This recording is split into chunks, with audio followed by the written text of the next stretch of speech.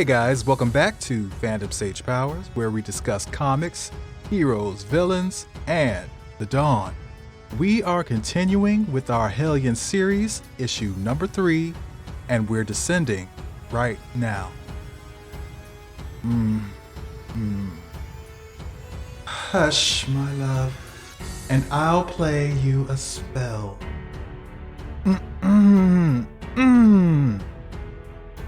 Good boy. Now, there once was a girl from the land of the midnight sun who longed to fondle the sky but was grounded by the touch of another, your brother, who the girl cherished, who promised to cherish her until his first love returned, his true love. And the girl became a nothing person in a nowhere place. You're making noise, Alex. I told you to hush.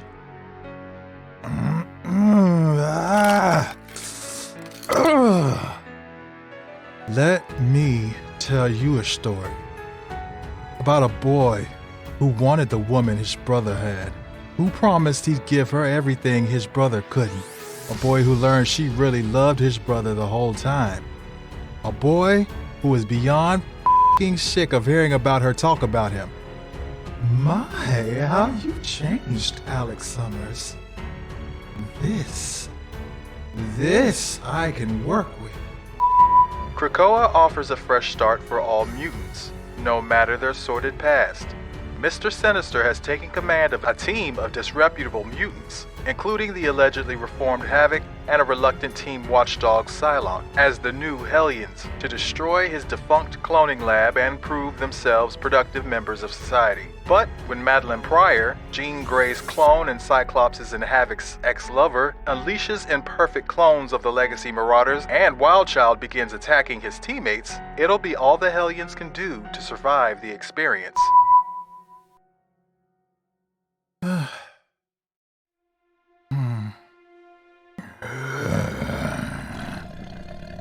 Stand down, wild child.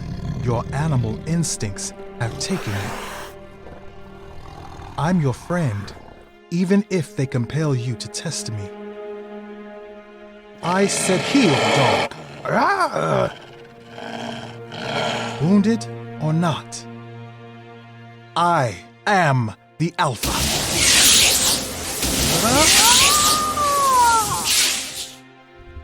Now your mind is gone. There's nothing left of you except the lower functions. Idiot. Making a racket. Why don't your slaves just eat this one? No. Sweet Jonathan is mine. Let them work for their food. First one to break gets eaten like cake. Are you touching my Peter? You animals. Scramble, scramble, scramble. I know I've been scrambled, but breath, they're hungry. You see, they will always hunger, no matter how much they eat. That is the curse I gifted them. Do you know why? It's very unwise to pretend I don't exist. It's my least favorite thing. Arclight. Yes, queen. Remove your hand and eat it. Yes, queen. I'll remember you. Old slave. See? It's like I don't exist until I start hurting people. Why is that? Maybe. You shot me in the head and stole my baby. I went away and then my mind had to find someplace safe. But when I came back, I wasn't. He made us like this in this lab, me and you, sending you to kill me, knowing I'll send other yous to kill him. I'm sorry, it gets funny if you think about it too long, but enough. It is time for you to die. Yes, you must all die in pain. Then they'll see. See that I'm a real girl. Arclight, you may eat now. Yes, Queen.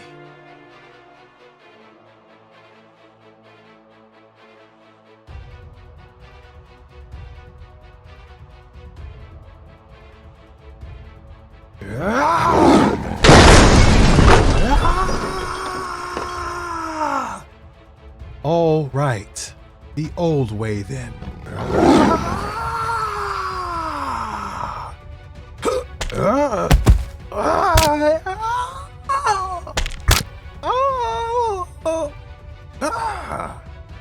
Bad dog. Enough. Good boy. Apologies for the dramatic title, but I think it wise, as with all of Mr. Sinister's Hellions, to examine Psylocke's membership on the team with clear eyes. Scott thinks adding her as a mediating force is a stroke of genius, but Sinister's mawkish protestations to the idea were stunningly transparent. Good luck feigning surprise when it's revealed it was his plan all along. So yes, Sinister has a measure of control over Psylocke, or plans to. But what concerns me is what Sinister almost certainly underestimates. Not that I don't have the utmost faith in his faculties, is the bond between warriors at war. Sinister is ostensibly the leader of this ragtag group, but after a few missions, whom will they want to follow? The flamboyant clown pulling their strings for his amusement, or the dyed-in-the-wool assassin who's bled for them in battle? We all showed Professor Xavier due reverence in our younger days, but when the big robots with laser palms came, it was Scott we followed. All I'm asking is that we keep a watchful eye as Psylocke's influence over her compatriots grows. We must remind ourselves that she is not Betsy. There is much we don't know, and what we do know, while not cause for alarm, is certainly reason for caution. Yes, I'm talking about how she was raised from youth by a mystical ninja murder cult. There is no world where Psylocke has found herself under Sinister's thumb unless it serves her in some way. I'm sure she knows a puppet's strings also bind the puppeteer. As Sinister discovers this, will I want to point and laugh? Of course. I'm only mutant, but not if Krakoa burns behind my back. You've built a home for all mutants. All except me. I'm hurt, Alex. They won't see it through the blood and horror, but I'm hurt. You see that I can't let them forget how it wouldn't be fair. You see why I have to take your head and throw it at their feet. Yes, Queen. Good. But first we take Sinister's children, as he took mine, and with them make a family of monsters. I will birth all his marauders at once, like cutting the belly of a pregnant snake, and with 1,000 mutant killers I will flood your Krakoan gates. The lucky will drown in the blood of the murdered. In the seeping remains of your island I will leave a footprint. In mutant blood and soil it will fossilize, scarring this cursed epic. And then only fools will argue I never existed. But for Scott, your head. Sorry, John. Still so hungry. Fantastic. I got something. Move, idiot. Let me. He's mine. Nanny! You're going to crack his seal. Okay. No, it's not okay. Yes. Not fast enough. I hunger.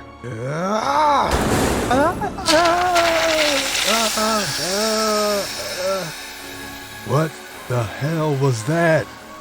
Is it okay? Is my face okay?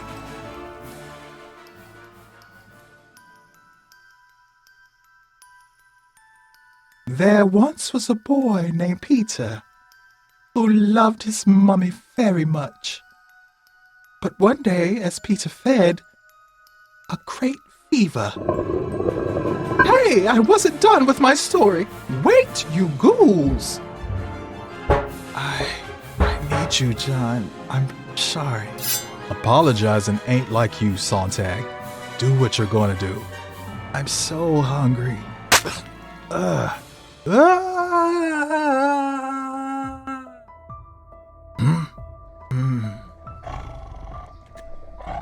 Thank you. Knowing who's in charge, it calms my mind. If you've healed, come. We've a mess to clean.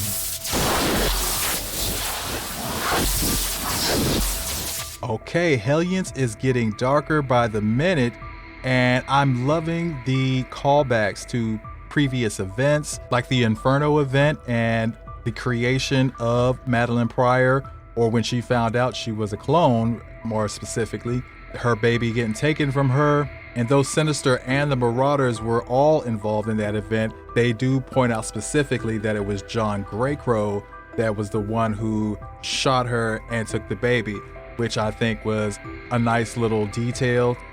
Meanwhile, Wildchild has proven to be more than just a handful for Psylocke to handle.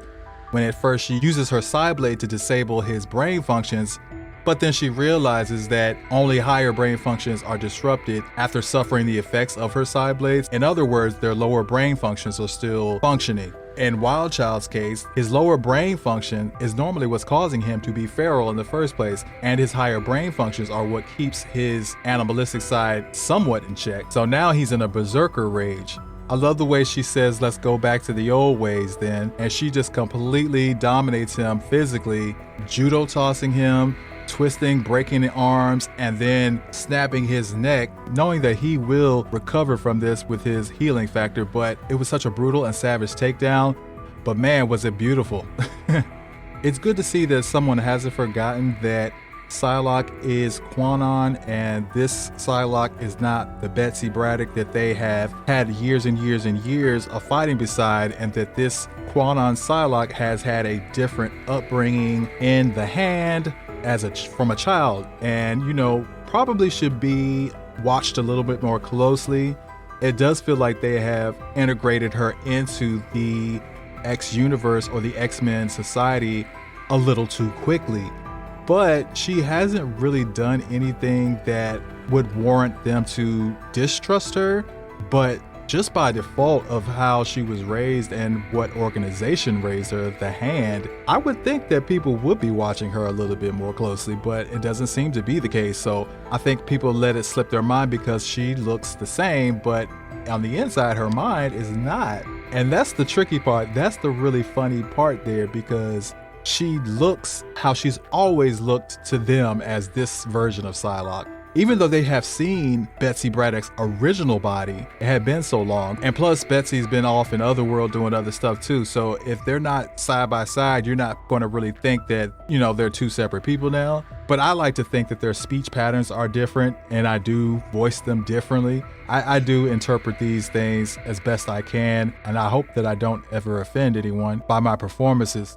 Havok has changed a lot, and I don't know if anyone else has picked up on this. The resentment that has been building in Havok for some time, mainly behind being the second Banana Summers. He and Maddie had a really strong relationship after Jean re-entered the picture and Cyclops left Madeline, and that whole period before Inferno when she became the Goblin Queen. So to hear someone you love constantly talk about someone else they're still in love with or obsessed over, it sucks. So I get that sentiment that he's expressing here, and as he's bound with no mouth, he breaks free, cuts his mouth open with a shard of glass, and basically cusses her out.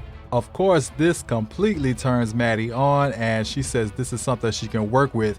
But then in almost the same conversation, she says that she's going to basically kill him and toss his head at the feet of Cyclops. So I don't know if she's torn herself between what she wants to do with Havok, but basically wants to hurt Cyclops too. So which is a stronger pull, her feelings for Havok or her desire to punish Scott? So we will see how that all unfolds. Another great issue of Hellions.